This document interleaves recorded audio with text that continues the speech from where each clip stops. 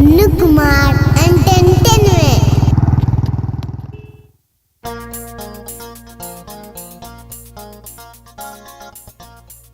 गे तू हमरा बड़ चौंक लागे छी, बियाह कर ले हमरा से। क्या?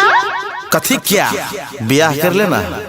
अरे ओ अनपढ़ गवार, तेरे जैसे लड़के को मैं भाव नहीं देती। मुझे बुलेट वाला हस्बैंड चाहिए। बाप चढ़े यमहा आ बुलेट खोजे बेटी।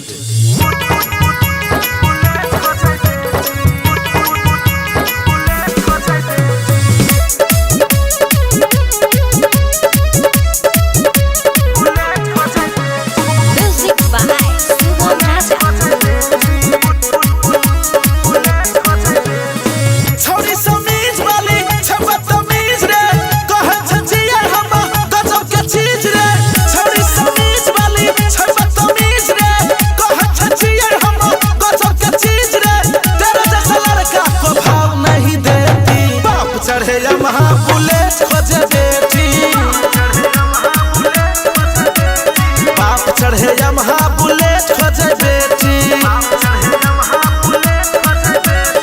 छौरी समीज वाली बदतमीज रे, कहत छचिए हम गजब के चीज रे, तेरे जैसा लड़का को भाव नहीं देती। बाप चढ़े यमहा बुलेट खोजे बेटी, चढ़े यमहा बुलेट खोजे बेटी।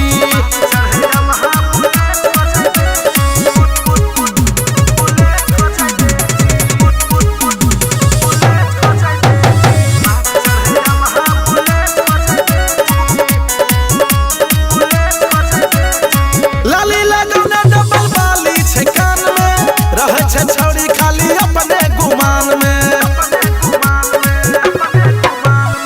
लाली लगौने डबल बाली छे कान में, रहे छे छौरी खाली अपने गुमान में।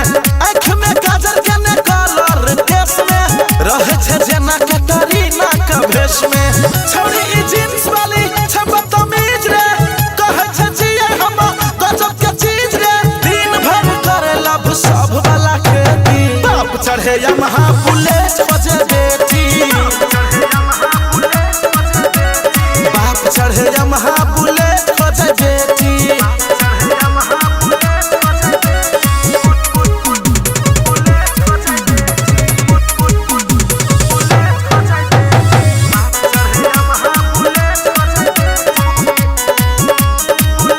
एक टाइम खाता करे एक टाइम ला सोच रे, बाप के नाम छौरी करते ई ऊंच रे।